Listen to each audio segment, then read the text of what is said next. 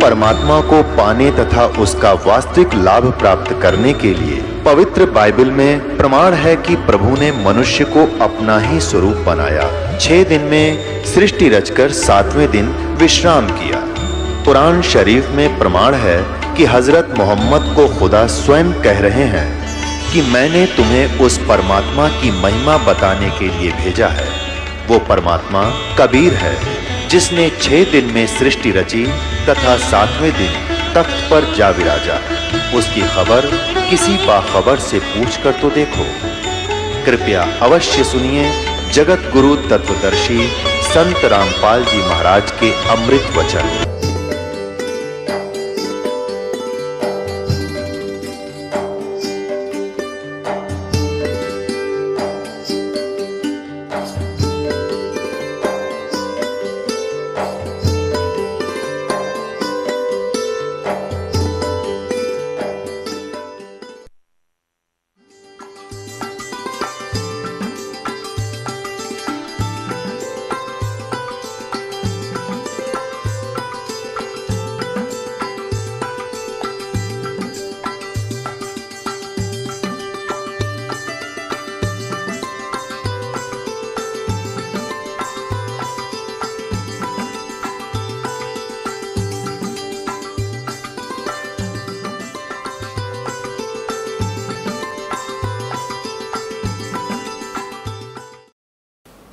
कबीर साहब कहते हैं आदि नाम हमने भाग सुनाया और ये मूर्ख जीव मरब नहीं पाया।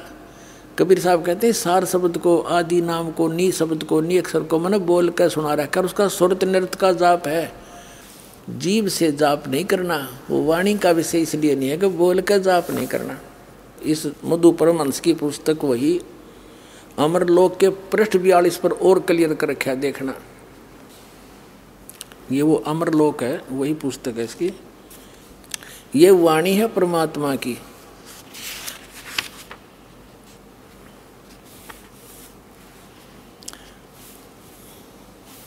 यहां देखिएगा 41 पृष्ठ पे दिखाते हैं पहले आपको, लेकिन ये समझ नहीं सका परमात्मा को, कैसे समझाइए बता। यहां देखेंगे ये कहते हैं कि सूक्ष्म देह में ओहम सोहम इनका ख्याल अपारा हो।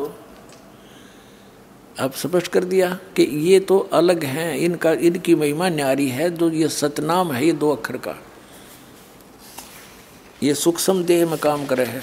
अब 41 पे 42 पे देखो, इसमें क्या बताया है कि अमर लोक में पुरुष विदेही निगम न पावे पारा हो, और उनकी उपमा कहाँ लग वर्णो मुख से होए न वारा हो। कोटन सूर चंद्र तारागण एक रोम पर वारा हो।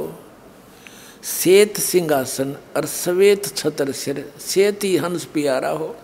उस परमात्मा के सिर पर श्वेत छत्र है और सिंहासन पर विराजमान है उनका, और वहाँ के हंस यानी जितने भगत हैं वो मनुष्य सदृश्य हैं, वो भी श्वेत ही है, सफ़ेद। और श्वेत भूमि ता श्वेत वृक्ष है, वाह रे मधु परमहंस से वह बिंदु की तो गहतरे भी है। कहते वहाँ श्वेत भूमि है सतलोक की, और वहाँ सफ़ेद वृक्ष भी हैं। और श्वेत ही कला सुहेला हो, और पारस पान लेहु तुम सुकृत तब देखो दरबारा हो। कह कबीर सुनो धर्मदासा तुमसे हुई निर्धारा हो। अब इसमें स्पष्ट हो गया कि वहाँ सफ़ेद भूमि है, सतलोक न्यारा है, परमात्मा सिंहासन पर विराजमान। यह परमात्मा की वाणी है, लेकिन ये परमात्मा का चोर ये समझ नहीं पाए। अब पुण्यात्माओं, अब देखिएगा, ये भक्ति का चोर नामक एक पुस्तक है इस मधु परमहंस जी की, और उनते चोर बतावे है। अरे आप देखिए क्या, ये कहाँ से छपी है, ये वही है, इनका सारा सांग है।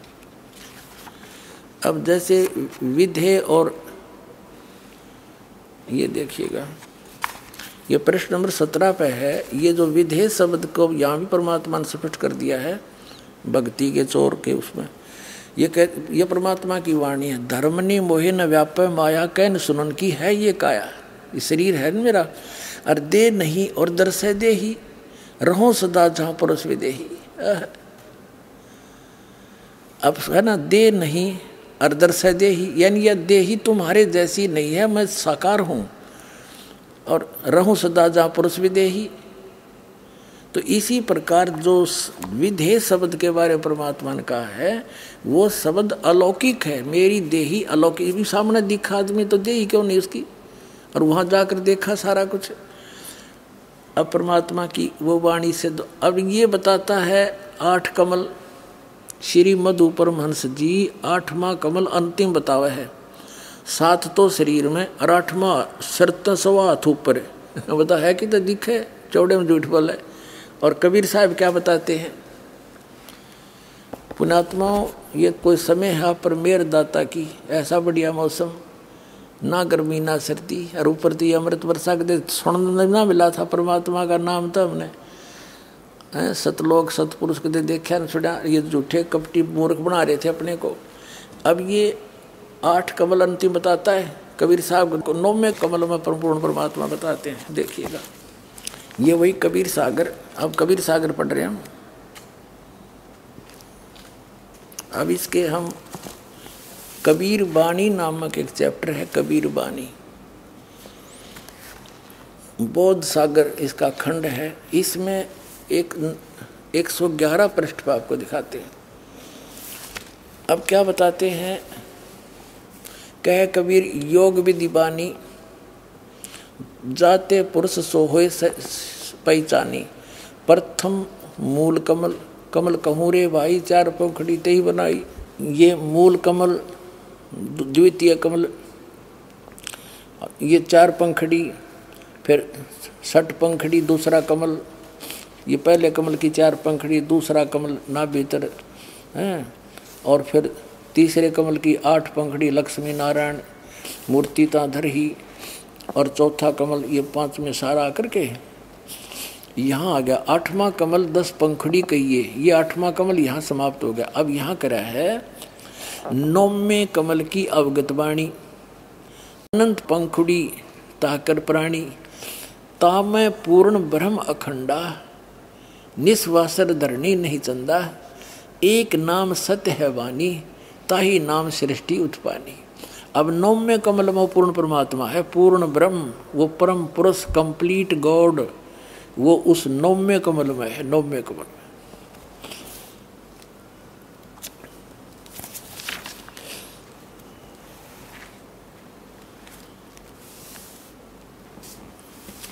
उनकी छाया कहो रे भाई, तोन छाई घट सब समाई, 2 स्वरूप आदि सैदानी, 2 स्वरूप काया बंदानी, तीसरा रूप रहित है आपे, भेद लखो तेहि गुरु प्रताप। तेहि प्रतिमा 2 हैं भाई, एक नारी एक पुरुष कहाई, जिसका भेद कहो समझाई, एक नाद एक बिंद कहाई।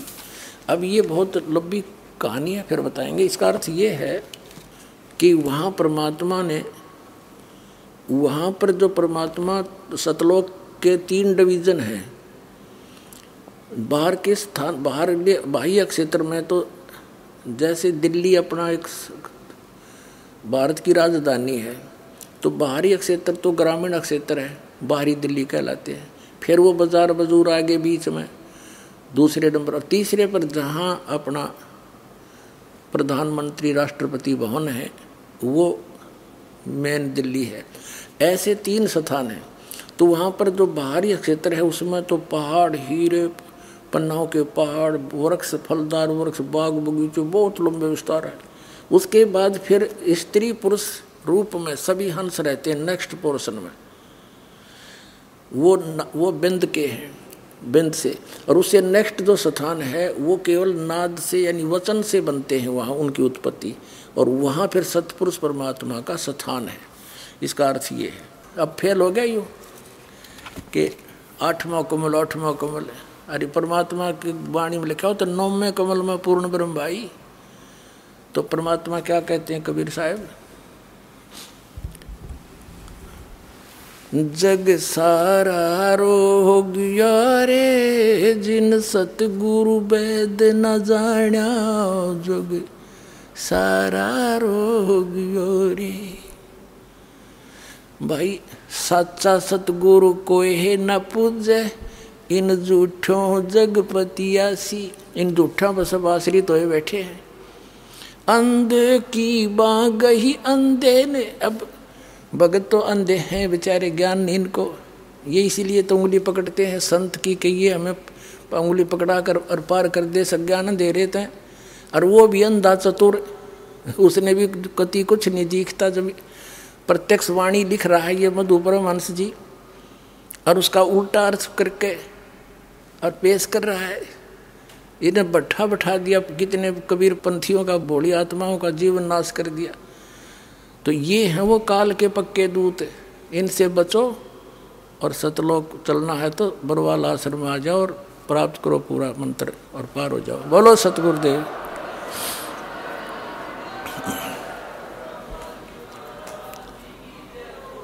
परम पिता परमात्मा पूर्ण ब्रह्म सर्व सृष्टि रचनहार कबीर परमेश्वर जी,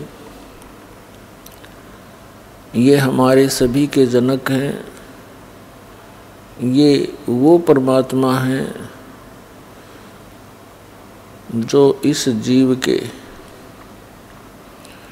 त्वमेव माता च पिता त्वमेव बंधु च सखा त्वमेव विद्या च द्रविण त्वमेव सर्व मम देव देव। वास्तव में यही हमारे माता व पिता के गुण रखते हैं, हमारे माता व पिता हैं। यही हमारे वास्तव में बंधु हैं, सखा हैं, भाई हैं, रिलेटिव हैं। अध्यात्म ज्ञान के अभाव से हम अपने उस सर्वगुण संपन्न परम साथी को, परम पिता को, परम मित्र को भूलकर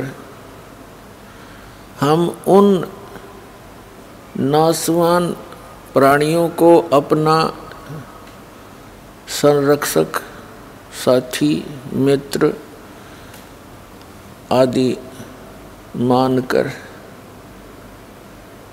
उन्हीं के इर्द गिर्द हम घूमते रहते हैं, जिस कारण से हम परमात्मा से मिलने वाले सुख को, परमात्मा से मिलने वाले सहयोग को नहीं प्राप्त कर सकते, नहीं प्राप्त कर पाते।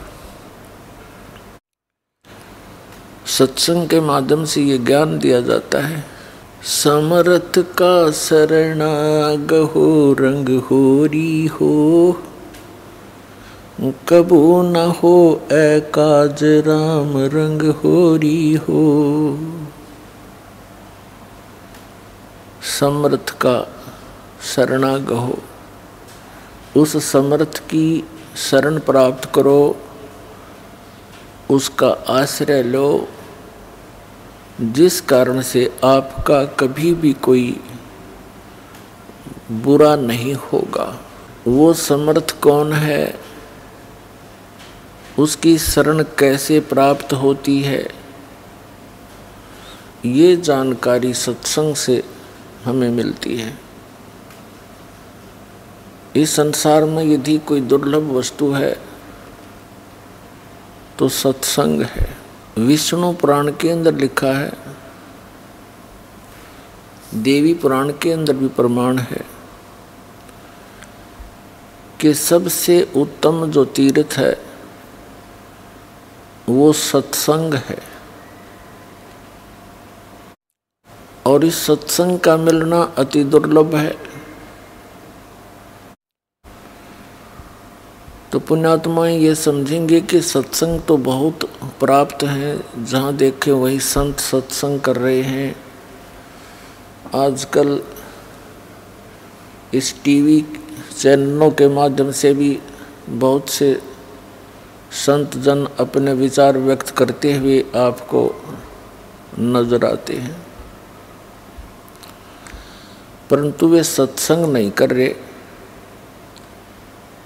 वो तो कोरी झूठ बोल रहे हैं, बकवाद कर रहे हैं।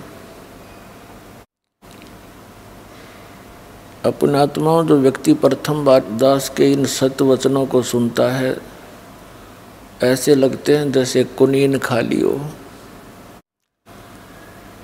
कुनीन जैसा टेस्ट होता है। और जब इस ज्ञान से आप परिचित हो गए यथार्थता से कि जो दास बोल रहा है ये सारी सत्य है, तो उस समय आपको ये मनुखा दाख की तरह लगेंगे, ये वचन दास के। सत्संग के बिना प्राणी कितनी गिरावट में आ चुका है आज आप देख रहे हो। और आज से 50 वर्ष पहले का माहौल भी हमने देखा है, जब हम कुछ थोड़े बहुत जानने योग्य हुए होंगे, 10-11 वर्ष के थे। उस समय बाजार में जाते थे 90% दुकानदार भगवान से डरने वाले होते थे। आज उसके विपरीत हो चुका है। इस दास ने सन 1977 में सर्विस ज्वाइन की थी as a junior engineer civil, irrigation department Haryana में। उस समय पूरे विभाग के अंदर एक आध ऑफिसर ऐसा सुनने को मिलता था कि वो रिश्वत लेता है। और सन 1995 में दास ने जब ये सर्विस त्याग दी इस परमात्मा प्राप्ति के लिए, उस समय तक ये कहने को ही मिलता था कि शायद वो व्यक्ति, वो ऑफिसर रिश्वत नहीं लेता। इसका कारण क्या है कि आज से लगभग 600 वर्ष पहले परमात्मा आए थे। परमेश्वर कबीर देव जी, कबीर साहिब जी भारतवर्ष की पावन पृथ्वी पर सन 1398 में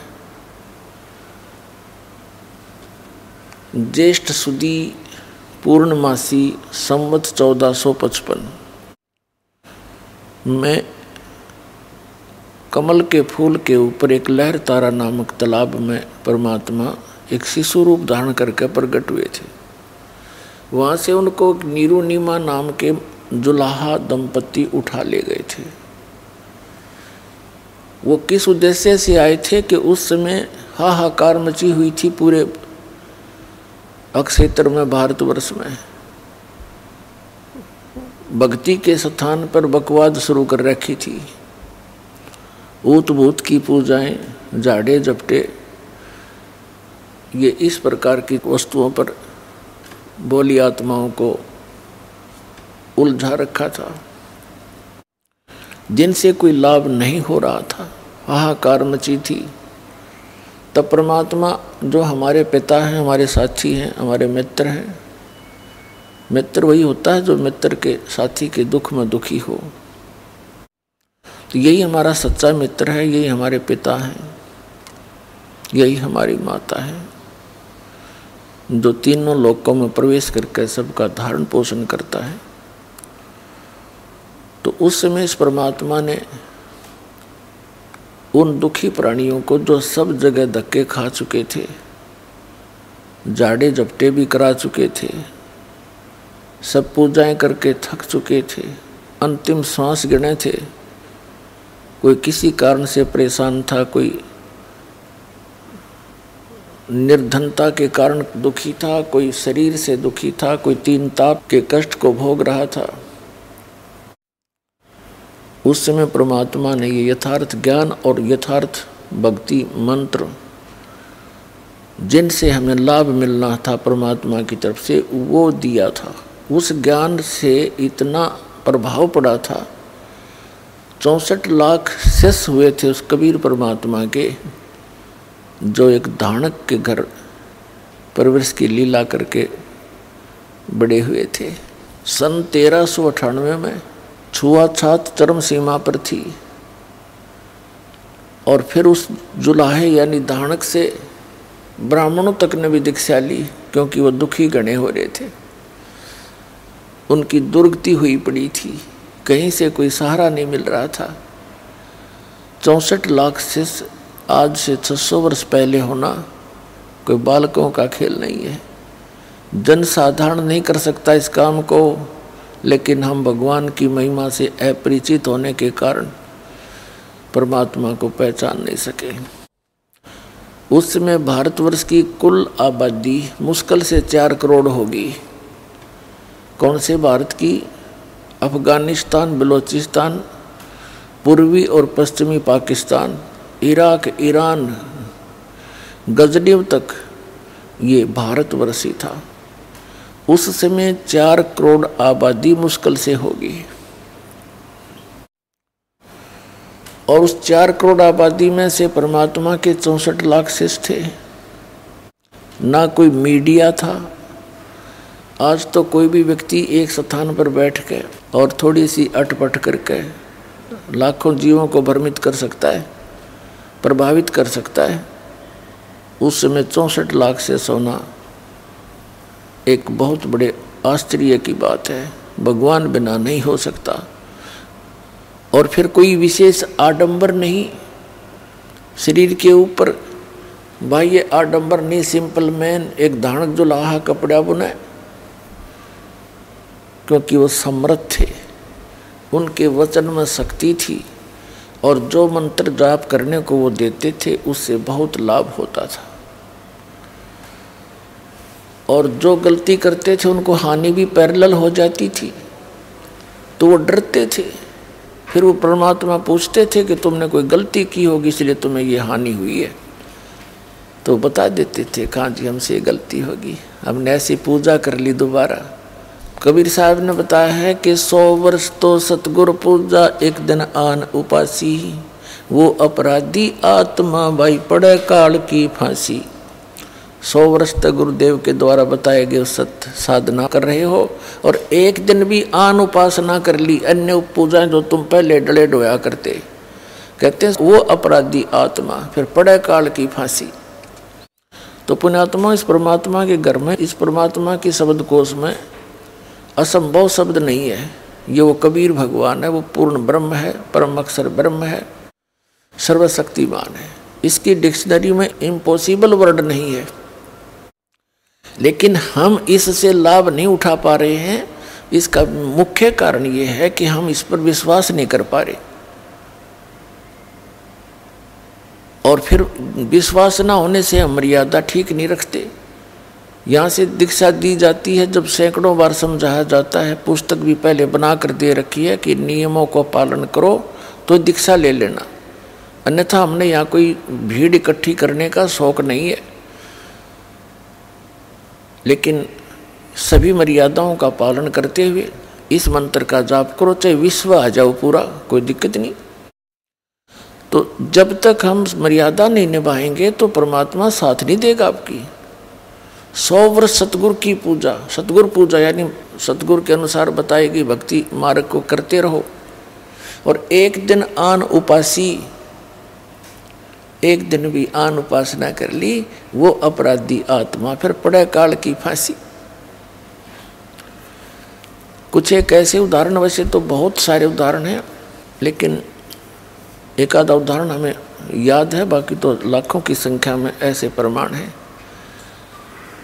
जिनको परमात्मा ने सहारा दिया, नाम लिया, सुख हो गया, कुछ दिनों के बाद फिर लोक लाज माँ के आन उपासना कर दी तो फिर दुख शुरू हो गया। उसका समाधान क्या है कि पुनरुपदेश ले, अपना नाम सुचारू करावे। कनेक्शन कटने के बाद पावर काम नहीं करती तो परमात्मा का नाम खंडित हो जाता है, आपका कनेक्शन कट जाता है किसी गलती से, नाम खंडित हो जाता है आपका। नाम खंडित होने के बाद फिर वो परमात्मा की पावर तो आप में रही नहीं, वो काम करेगी नहीं, तो आपका जो पावर से होने वाला, शक्ति से होने वाला कार्य नहीं हो पाएगा। और आपके अपने सतर का काम आप पहले करते करते थक चुके ही थे, तभी तो पावर की आवश्यकता पड़ी आपको। एक जींद के अंदर रमेश नाम का एक लाला जी है, अब भी है वो हमारा सेवक, अब भी आते हैं बच्चे। और उसकी पत्नी का नाम कमलेश। उनके एक लड़की, 2 जुड़वा लड़के, लड़की बड़ी थी, लड़के छोटे थे। उस समय वो 7-8 वर्ष के थे। अब उसके घर में के कैर टूट गया। उसकी पत्नी को श्वास का रोग, लड़की को दौरे पड़े और दोनों लड़के वो अस्वस्थ रहे। ऐसी स्थिति थी, एक घर पे तो एक हॉस्पिटल में रहता था। और वो जैसे भी अपनी परंपरागत साधनाएं अब करते हैं वो भी किया करते थे। और सब साधनाएं करके थक चुके थे। एक हमारा सेवक था, उससे उसका कोई संपर्क हुआ, कोई दुकान पर सामान लेने के लिए गया, बात चली तो उसने बताया कि हमारे घर पे बहुत कष्ट है। हमारे सेवक ने बताया कि आप हमारे गुरुदेव से उपदेश ले लो, आपको राहत मिलेगी। तो उस रमेश लाला जी सेठ ने कहा कि भाई मैं तो थक चुका हूँ, मुझे तो आशा रही नहीं। तो भगत ने उसको बहुत से प्रमाण बताए कि उसको ऐसे लाभ हुआ, उसको ऐसे लाभ हुआ, ऐसा ठीक हुए। उसका दिल सा डटा। उन्होंने दीक्षा ले ली। दीक्षा ले ली पूरे परिवार ने, बच्चा ने भी ले ली, उसकी पत्नी ने भी, उसने भी ठीक हो गया। मालिक की दया होगी। 3 महीने तक उनको कोई किसी प्रकार का कोई संकट नहीं रहा। 3 महीने के बाद फिर ये गुग्गा की पूजा का दिन आ गया। नाम लेने से पहले सब मर्यादाएं बता दी जाती हैं कि ऐसे ऐसे मत करना। एक उसकी कोई सहेली थी, वो उसके घर पे आ गई उस दिन, और वो किसी दूसरे पंथ से दीक्षित थी, इन राधा स्वामी पंथ से। उसने आके कहा कि कमलेश, आज तो यह नवमी है गुग्गा वाली, तेने गुग्गा जी की पूजा नहीं करी आज। पहले वो सामूहिक करा करते थे। वो कहने लगी ना, हम पूजा नहीं कर सकते क्योंकि हमने गुरु बना लिया। तो उसकी सहेली कहने लगी कि हमने भी बना रखा गुरु तय, पर यह पूजा नहीं छोड़नी चाहिए, इससे हानि बहुत हो जाती है। उसने 2-3 उदाहरण दे दिए। उस हमारे एक रिश्तेदार ने ये पूजा छोड़ दी थी, उसकी भैंस मर गई, उसने ऐसे कर दिया था, उसको ये नुकसान हो गया है, वैसी डरा दी। अब उस कमलेश ने वो गुग्गा फिर पूज दी। अब उसने सोचा कि सचमुच गड़बड़ हो जा। उसने गुग्गा की पूजा कर दी। गुग्गा की पूजा कर दी तो अगले दिन लड़की को दौरे शुरू हो गए। उसके दमा वाली शिकायत थी वजहों की, तो लड़के दोनों हॉस्पिटल में। अब वो लाला जी को पता चला, वो समस्या फिर ज्यों की तो हुई। तो उसने जिसने नाम दिलवाया था उससे कहा कि भाई ऐसे ऐसे हमारे तो फिर वही बात होगी। उस भक्त ने फिर हमसे संपर्क किया इस दास से। मैंने कहा भाई उन्हें कोई नाम खंड किया होगा। उस भक्त ने उस लाला जी से कहा, दुकान पर संपर्क किया कि भाई तुमने कोई नियम खंड किया है। वो कहने लगा ना, ऐसा हमने तो कुछ कराया नहीं, ना हम कोई पूजा करते ना कुछ और करते, सब त्याग दी। अब उसको पता नहीं बेचारे को। वो भक्त कहने लगा नहीं, जो गुरुजी ने कहा वो सच्ची पाओगी। वैसे हो ही नहीं सकती ऐसी। पहले 3 महीने पहले भी तब भगवान वो ही था, तब कहाँ गई थी सारी बीमारी तुम्हारी ठीक हो गई थी। वो दोनों जने घर पर आ गए दिन में। अगले ही दिन, पहले दिन गुग्गा पूज रखी थी। उसने उनसे पूछा, बहन कमलेश था कि सच्ची बता तूने कोई गलती तो नहीं कर दी, कोई ऐसी पूजा पाठ तो नहीं कर दिया या कोई और नियम भंग कराया हो जो बता रखा था। नो बोली ना भाई मैंने कुछ ना करा ना, न्यू क्यों कर करा थे, हम सारे नियम जान रहे, हमारा तो बहुत सुख हो गया था। वो बोला ना, मेरे तो ना जच्चे बात। वो कह रहा था मैं घूमता घूमता उनके पिछली साइड में चला गया। उन्हीं के आंगन में पीछे एक बरंडा था, आगे भी बरंडा था। पिछली साइड में बरंडे के में एक प्लेट सी रखी एक स्टूल पे, और उसमें जंतर मंतर से करे हुए धूप दाप सी रखी। तो मैंने उससे पूछा कि ये क्या कर रखा है तुमने? वो कह रहा था कि मैंने उनसे पूछा ये क्या कर रखा है। वह बोली भैया तो उसने कहा तन ये गुग्गा पूजी होगी, कल तो थी वह 8 में। तो वह घबरा सी गई, बोला सच्ची बता दे, झूठ बोलने बात नहीं बड़ा नाती, तो ये फेर हो गया दुख तुम्हारे सारे परिवार में, क्या हाल कर लिया तुमने? तो वो कहने लगी भाई मैंने गुग्गा की पूजा कर दी काले, और ऐसे ऐसे एक मेरी सहेली पुरानी थी उसने आके बताया काम भी तो करे हैं और पूजा नहीं छोड़ा करते। तो भगत कहने लगा ये मुश्किल तो गुग्गा काटी थी गुरुजी ने, यह तने गुग्गा फिर बुला ली, अब पूज ले इस गुग्गा ने, तुम मरे बाढ़ में जा। फिर रमेश भगत कहने लगा अब क्या होगा? फिर मैंने उनसे कहा था कोई नियम खंड कर रखा है, उपदेश दोबारा ले। दोबारा उपदेश लिया उन्होंने। आज उन बातों ने 15 साल हो गए, उनका काटा भी नहीं लग गया। पुण्यात्माओं विश्वास करो इस परम पिता के ऊपर। अब भी आते हैं, वो आए भी होंगे आज। कहने का भाव ये है कि कबीर परमात्मा कहते हैं जब लग हंसा हमारी आना, और काल लगे नहीं तेरा बाणा। जब तक ये पुण्यात्मा मेरी मर्यादा में रहेगा, काल तेरा अटैक नहीं हो सकता उस घर पे। हम जानबूझ के लोक लाज में आके या अपनी अज्ञानता से घबरा के भगवान से दूर हो जाते हैं, फिर तो काल तैयार बैठा है। ये तो कष्ट ही दे सकता, सुख तो दे ही नहीं सकता। अब किक्कर के पेड़ पे, बबुल के पेड़ पे कोई आम खोजने लगे तो कितना मूर्ख होगा वो। आम तो आम पर ही मिलेंगे, आम के पेड़ पर ही मिलेगा आम का फल।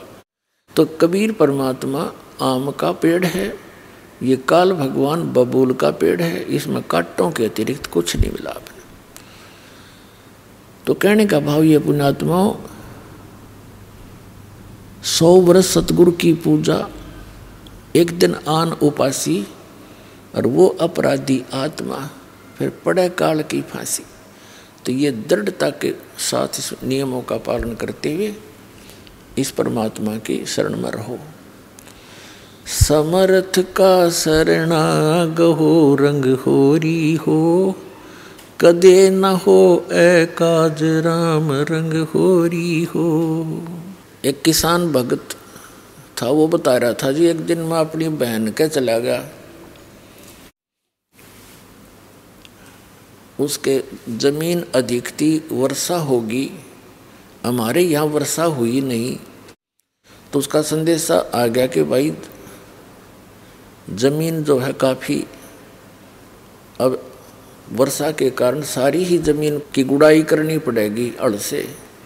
मैं दोनों बैल अपने लेकर हल लेकर के वहाँ बहन के वहाँ चला गया। मेरा बहनोई था, वो दूसरे खेत में काम कर रहा था, उसके अपने बैलों से मेरे को दूसरे खेत में जाना था, मैं वहाँ चला गया। वहाँ दोपहर के समय एक छोटा सा तालाब होता, जोड़ी बोल रहे खेतों में होती है छोटा सा तालाब, उसके आसपास झाड़ जंखाड़ से होते हैं, वृक्ष होते हैं। वहाँ बैल बांध के विश्राम कर रहा था दोपहर में। तो मैं थोड़ा सा देखा, अंदर ने एक मंडी सी बनी हुई थी, ऐसे छोटी सी मंडी, किसी पीर की थी, वह मर गया हुआ कोई। ये क्या होता है, ये भक्त जो होते हैं, गुरु होते हैं, ये पिछले पुण्यकर्मी प्राणी होते हैं। पिछली बैटरी चार्ज होती है इनकी, और आगे सत भक्ति ना मिलने से आगे चार्जर होता नहीं, तो ये मर जाते। मृत्यु के बाद भी इनमें कुछ भक्ति की शक्ति शेष रह जाती है, और वो प्रेत बनकर भटकते रहते हैं। फिर वो मंडी बनवाते हैं, उसमें विश्राम करते हैं इतने को 4 ईंटों के अंदर। तो उस पीर की कोई जैसे बोल देते हैं एक 5 किलो गुड़ चढ़ा रखा था, जिसने बेली कहते हैं यहाँ पर, बेली। वो 5 सेर गुड़ का वो दान करते हैं। तो मैंने देखा गुड़ बड़ा सुंदर बढ़िया, मैंने वो उठा के कुछ तो आप खाया और कुछ बैलों को खिला दिया। खेतों में चारा चराते इसमें फोड़ फोड़ के उनका गिर दिया। तो शाम ने मैं घर आ गया। रात को मैं सोया तो मुझे एक 5-1 फुट का 4-4.5 फुट का व्यक्ति दिखा, दाढ़ी सी बड़ी हुई, साधु संत जैसा, और लाल आंख कर रखी उसने, भयंकर सा चेहरा बना रहा। अनु बोला मेरा गुड़ तूने खा लिया? तो सपना ही होता है। मैं कहने लगा बाबा जी तेरा गुड़ ना था, मैं तो मंडी पर ते लाया था ठाके। बोला वो मंडी मेरी ही है, मैं पीर हूँ, फलाना हूँ। और नो बोला तू तगड़े की शरण में है, ना तन्ना मारूं और तेरे बैलान मारता। वो बोला भाई सपना टूट गया, डर सा तो गया। बोला कि मैं एक बार अग्यू के बोला आ गई भाई, एक दिमाग खुली तो कुछ भी को ना। तो सुबह मैंने अपनी बहन और बहनोई से बताया, तो वो दोनों शक पके ही रह गए कि तू जीवे कैसे है। वहाँ तो कितनी जबरदस्त बला रहती है, उसका किसी ने भी कोई वस्तु ऐसे कर दी गड़बड़, वो जीवित नहीं छोड़ा करता, तू बच कैसे गया। तब मेरा भी जच्ची तो सचमुच ये बात बिगड़ा हो, जब मालिक की शरण ना होती तब उसने बताया हमारा कुछ ना बिगाड़ सकते ये पेलूरे, हम परमात्मा की शरण में हैं। तो वो अब मेरे मुंह का नहीं देखे, सारी कथा सुनकर वो डर गए, फिर और गणे। तो परमात्मा कहते समर्थ का शरणा गहो रंग होरी हो, और कदे ना हो अकाज राम रंग होरी हो। कबीर परमेश्वर के पास ये सभी देवी देवता, ये पीर वगैरह जाकर ये भूत खड़े हो गए और कहने लगे भगवान जो आपको पूजते हैं वो हमारी पूजा नहीं करते, अब हमने ठोर बताओ हम कहाँ जाएं। परमात्मा कहने लगे कि जो मेरी पूजा नहीं करते वो तुम्हारे लिए हैं, उनको लूटो खाओ। देवी देव ठाडे भये हमको ठोर बताओ, जो हमको पूजे नहीं उनको लूटो खाओ। कबीर साहब कहते हैं जो मेरी पूजा नहीं करते वो तुम्हारे लिए हैं, और वो क्या किसके लिए है, लेकिन जो मेरी शरण में आ गए हैं उनके निकट मत आ जाना। धर्म राय दरबार में देई कबीर तलाक, मेरे भूले चुके हंस को तू पकड़िए मत कजाक। होय होय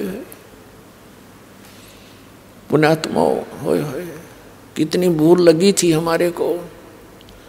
हम लाल को छोड़कर कौड़ियों को इकट्ठा करके धनी बनना चाहते थे। इतने समर्थ परमात्मा कबीर साहब, वो जुलाहा दानक जो काशी में आए थे, जिनको एक कवि कहकर हमने उनके इतिहास को बंद कर रखा था। पुण्यात्मा ऋग्वेद मंडल नंबर 9 सूक्त नंबर 86 के मंत्र 26 और 27 में, ऋग्वेद मंडल नंबर 9 सूक्त 82 के मंत्र 1, 2, 3 में, ऋग्वेद मंडल नंबर 9 सूक्त 94 के मंत्र 1 में, ऋग्वेद मंडल नंबर 9 सूक्त 95 के मंत्र 2 में, ऋग्वेद मंडल नंबर 9 सूक्त 96 के मंत्र 16 से लेकर 20 तक, और ऋग्वेद मंडल नंबर 9 सूक्त 20 के मंत्र 1 में, ऋग्वेद मंडल नंबर 9 और सूक्त 1 मंत्र 8, 9 में, और भी अनेकों स्थानों पर कबीर परमात्मा की और परमात्मा की यथार्थता भरी पड़ी है। उसमें लिखा कि वो परमात्मा ऊपर रहता तीसरे मुक्ति धाम में, और वहाँ से गति करके चल के आता है, बिजली जैसी गति से, बहुत तीव्रता से, सेकंड के अंदर, और अच्छी आत्माओं को मिलता है और उनको यथार्थ ज्ञान से परिचित कराता है। उनमें से जिन अच्छी आत्माओं को कलयुग में परमात्मा मिले जो दास के नोटिस में है। कौन कौन है? आदरणीय धर्मदास साहिब जी, जिनको परमात्मा स्वयं आकर के एक जिंदा महात्मा के रूप में वो परम पुरुष खुद आए और सतलोक लेकर गए। 3 दिन और 3 रात तक धर्मदास जी भी अचेत पड़े रहे। घर वाले ने सब जंतर मंत्र करा लिए, सब औषधि करवा ली, कोई फर्क नहीं हुआ। तीसरे दिन सब ब्रह्मांड दिखाकर अपनी स्थिति से परिचित कराकर वापस छोड़ दिया। फिर उस पुण्य आत्मा ने उस कबीर परमेश्वर की आंखों देखी महिमा कबीर सागर के अंदर कलम तोड़ लिख रखी है। आदरणीय मुल्कदास साहिब जी को मिले, आदरणीय नानक साहिब जी को बेई नदी पर, वर्तमान में पश्चिमी पाकिस्तान के अंदर बेई नदी है, सुल्तानपुर शहर के साथ से बह रही है। सुल्तानपुर शहर में नानक साहिब जी सुल्तानपुर के नवाब के यहाँ मोदी खाने में नौकरी किया करते थे। प्रतिदिन उस बेई नदी पर स्नान करने जाते थे। वह परमात्मा 2 बार मिले उनको। दूसरी बार उनको जब मिले तो नदी में डुबकी लगवाई, उनको अंतर ध्यान करवाया, सचखंड लेकर गए। वहाँ के व्यक्तियों ने नानक जी को दरिया में डूबा जान लिया। वहाँ खोज शुरू होगी डाउन स्ट्रीम में, परमात्मा ले गए अप स्ट्रीम में। वहाँ उनके शरीर को सुरक्षित रख दिया, सचखंड के अंदर लेके गए उस आत्मा को, और तीसरे दिन वापस छोड़ा। तीसरे दिन नानक साहिब जी फिर वहीं दिखाई दिए, शरीर में आगे वापस। उसके बाद नौकरी त्याग और बनारस में पहुँचे उस मालिक के दर्शनार्थ। वहाँ से सतनाम प्राप्त किया, वाहे गुरु सतनो वाहे गुरु वाह गुरु वाह गुरु। बड़ी वाह करी उस देख के सतलोक की नज़ारे को। और वही परमात्मा बनारस में जुलाहे रूप में देखा। फाई सूरत मुलुक की वेश ए ठगवाड़ा ठगी, देश खरा सियाणा बहुता बार, ये धानक रूप रहा करता। गुरु ग्रंथ साहिब के अंदर प्रश्न नंबर 24 पर यह वाणी लिखी है नानक साहिब की। नीच दास परदेसी मेरा, छिनावे छिन जावे, ताकि संगत नानक रहंदा कैसे मोड़ा पावे। उसके बाद आदरणीय दादू साहिब जी को परमात्मा मिले। 7-8 वर्ष के थे दादू साहिब जी, बालक थे। उनके आत्मा को सचखंड लेकर गए। 3 दिन 3 रात तक अचेत पड़े रहे दादू जी का शरीर, सारे हाहाकार मच गई। और तीसरे दिन जब वो जीवित हुए तो वो वाणी बोले जो आंखों देखी थी सचखंड की। जिन मुझको निज नाम दिया सोए सतगुर हमार, दादू दूसरा कोई नहीं कबीर सिरजनहार। उसके बाद आदरणीय गरीबदास साहिब जी गांव छुड़ानी जिला झज्जर वाले को मिले, हरियाणा वाले को। 10 वर्ष के बालक थे। सन 1727 में परमात्मा सचखंड से आए। जैसा वो लीला करते हैं, वेद बताते हैं। कबीर साहब कहते हैं वेद मेरा भेद है, मैं ना मिलूं वेदन के माही, और जौन वेद से मैं मिलूं ये वेद जानते नहीं। 4 वेद मेरी महिमा से परिपूर्ण है, लेकिन इन 4 वेदों में इस काल भगवान ने मुझे पाने का वो मंत्र खत्म कर दिए। अब उसी ज्ञान को दोबारा देने के लिए स्वयं परमात्मा आते हैं। अब आदरणीय गरीबदास साहिब जी को सचखंड लेकर गए। उनका शरीर नीचे रह गया। 2-3 घंटे के बाद अन्य खेतों की बात है, जो पशु चरा रहे थे, गौवे चरा रहे थे अपने खेतों में, तो उनको मृत जानकर शाम के समय यानी इस दौरान 8-10 घंटे लग गए। चिता पर रख दिया था तो परमात्मा ने ऊपर सौरी सचखंड वगैरह दिखा कर वापस छोड़ा था। उसके बाद आदरणीय गरीबदास साहिब को परमात्मा ने एक विशेष ज्ञान दिया, कंप्लीट। वो जैसा उनका निर्धारित कार्य था वो किया। जैसे कबीर सागर के अंदर कबीर वाणी में 136 और 37 पृष्ठ पर लिखा है कि 12वां पंथ का जो प्रवर्तक होगा संवत 1774 में उसका जन्म होगा, और वो 12वां पंथ गरीबदास का होगा। उसके माध्यम से मेरी महिमा की वाणी पुनः प्रकट होगी धर्मदास। क्योंकि तब तक कबीर सागर कबीर साहब ने जो दिया था ज्ञान, उसमें कबीर पंथ में घुस कर ये काल के दूत उस ज्ञान का प्रारूप बिगाड़ देंगे। उस ज्ञान को पुनः सुचारू करने के लिए गरीबदास जी को वो पूर्ण ज्ञान दिया। जैसे नानक साहिब जी को भी सचखंड दिखा दिया, ज्ञान मत की कसर थी, लेकिन नानक साहिब जी की जो यथार्थ वाणियाँ, बहुत सी ऐसी वाणियाँ थी जिनको संग्रह नहीं किया जा सका, और गरीबदास साहिब जी ने वो कंप्लीट संग्रह करवाया, ये कह करके कि ये लिखे तो पूरी लिखना, ना तो मैं नहीं बोलूँगा। तो दादू पंथी गोपाल दास नाम के संत ने वो कंप्लीट बैठकर लिखवाई गई थी। तो वो अभी तक लेटेस्ट थी, 200-250 वर्ष की बात है, सन 1730 में लिखी गई थी ये, 3 वर्ष बाद, और आज 2012 है, तो 250 वर्ष हुए, 300 वर्ष हो गए होंगे, 250। और इस वाणी का ऐसा कहीं प्रचार नहीं था, इसलिए ये ग्रंथ सुरक्षित रह गया। और इसमें एक विशेषता थी, क्योंकि गरीबदास पंथ से दास का निकास है, उसमें ये कहा करते थे कि इस वाणी को यदि कोई फेरबदल कर देगा उसकी दुर्गति हो जाएगी।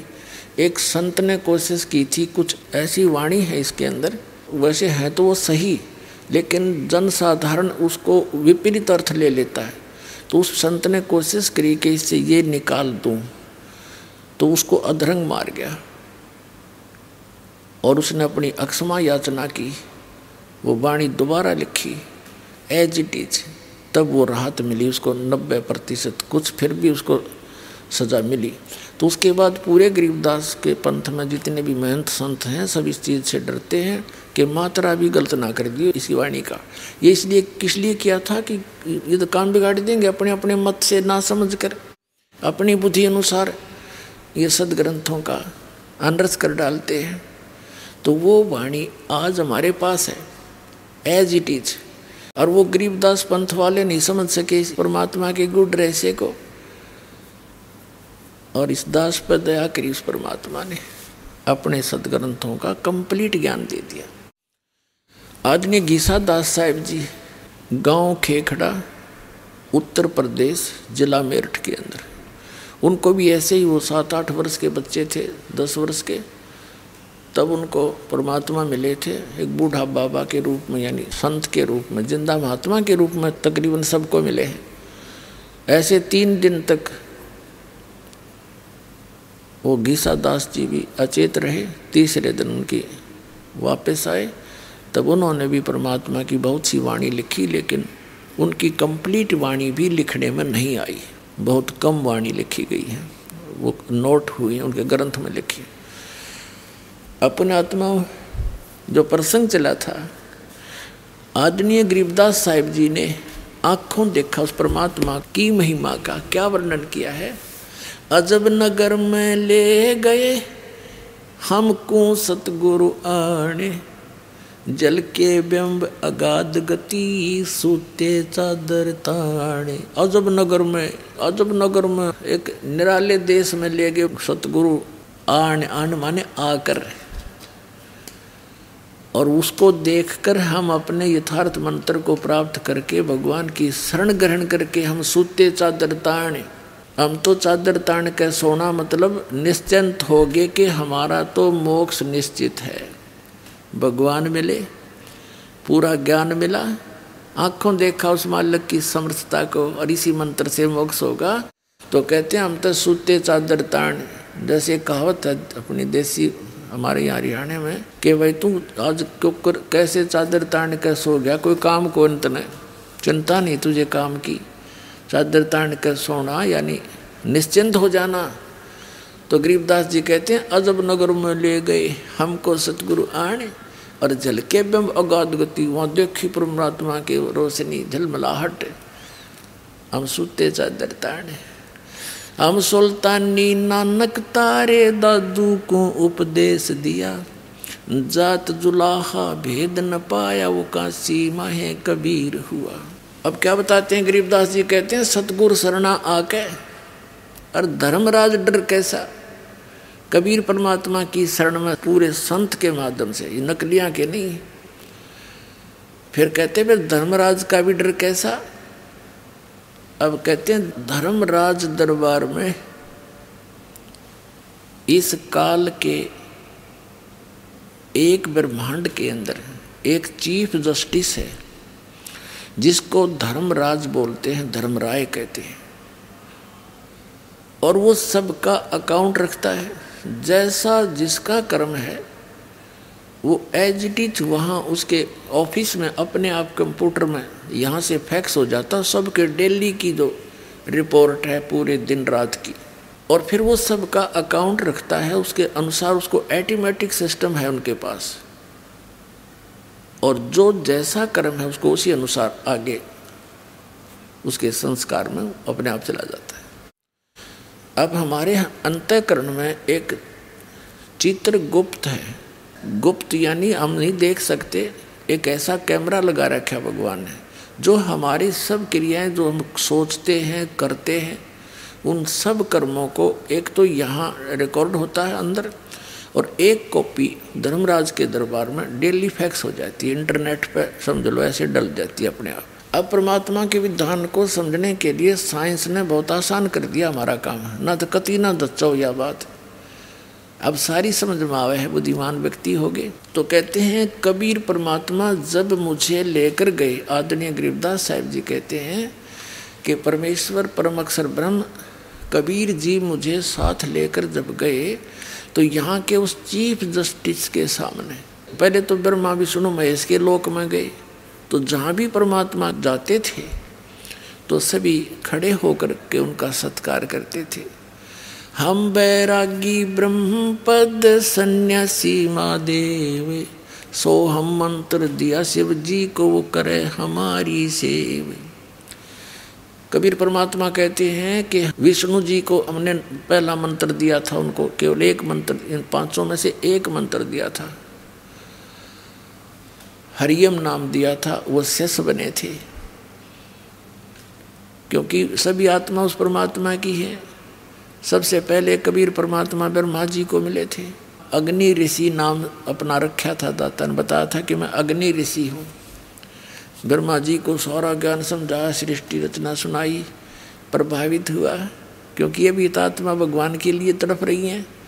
हजार हजार वर्षों तक तप करते रहे, डरे डुबा दिए, काल ने उल्टी साधना करवा के इनको एटम बम बना लिया, सिद्धियाँ युक्त कर दिया। ये हठ योग करने से कोई लाभ नहीं होता, काल की प्रेरणा, काल का ही मटेरियल इसके अंदर संग्रह होता है, वो नहीं करना हमने।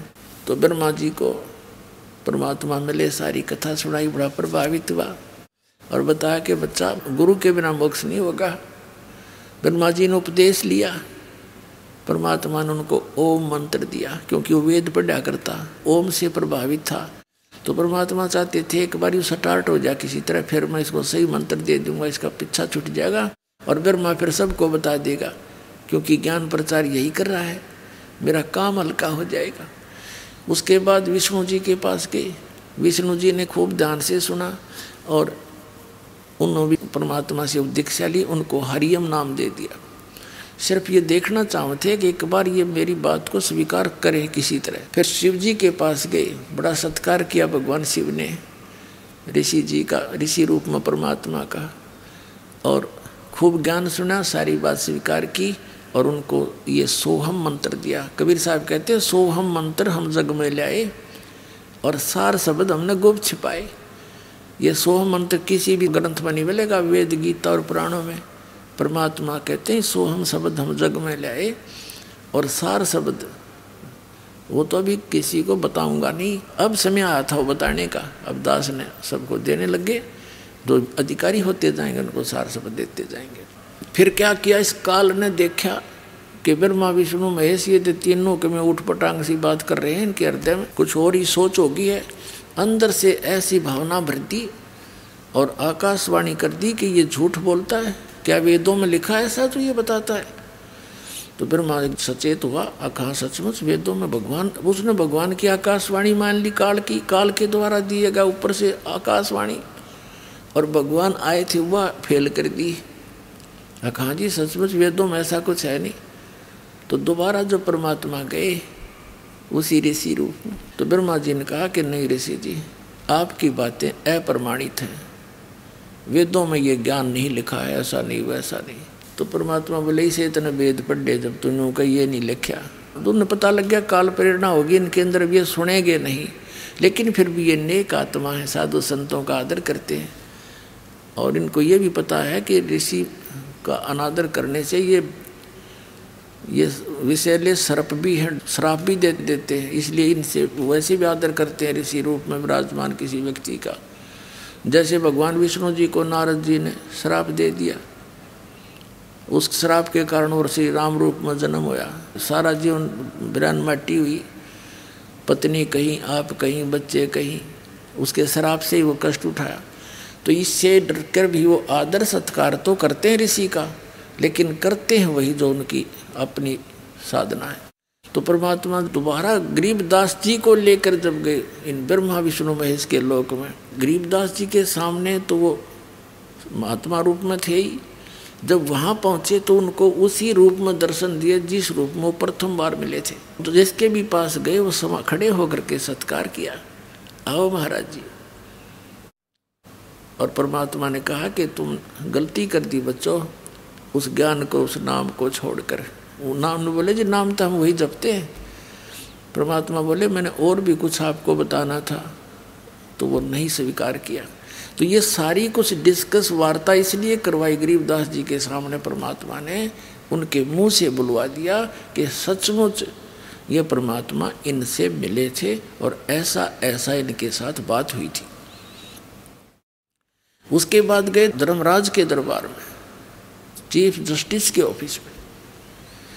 तो वहाँ जाते ही धर्मराज खड़ा हो गया, अपनी आसन को त्याग कर। अपने आत्मा, ये अध्यात्म जगत जो है इसके अंदर आध्यात्मिक ही सब क्रियाएं काम करती हैं। इनको अपने आप आभास हो जाता है कि जो ये सामने व्यक्ति आया है ये कितनी पावर युक्त है, उनके बस की बात नहीं हुई, अपने आप आसन उनका खिसकने लग जाता है। तो वो समझ जाते हैं कि ये कोई आम व्यक्ति नहीं। तो धर्मराज के दरबार में परमात्मा पहुँचे तो उसका आसन ऐसे ऐसे करने लगा, वो एकदम खड़ा हो गया और हाथ जोड़कर खड़ा हुआ। तब परमात्मा खड़े हैं जैसे एक छोटे अधिकारी को बड़ा अधिकारी आदेश देता है और साथ में उसको डांट भी लगाता है। इस प्रकार वार्ता कबीर साहब ने यहाँ के धर्मराज के साथ की, आँखों देखा, अपने सामने रूबरू हुई। वो वार्ता आदरणीय गरीबदास साहिब जी ने अब किस प्रकार चित्रार्थ की वो आपको सुनाते हैं। आदरणीय गरीबदास साहिब जी क्या बताते हैं, पंजा दस्त कबीर का सिर पर रखो हंस, यम किंकर चंपैन ही उधर जात है वंश।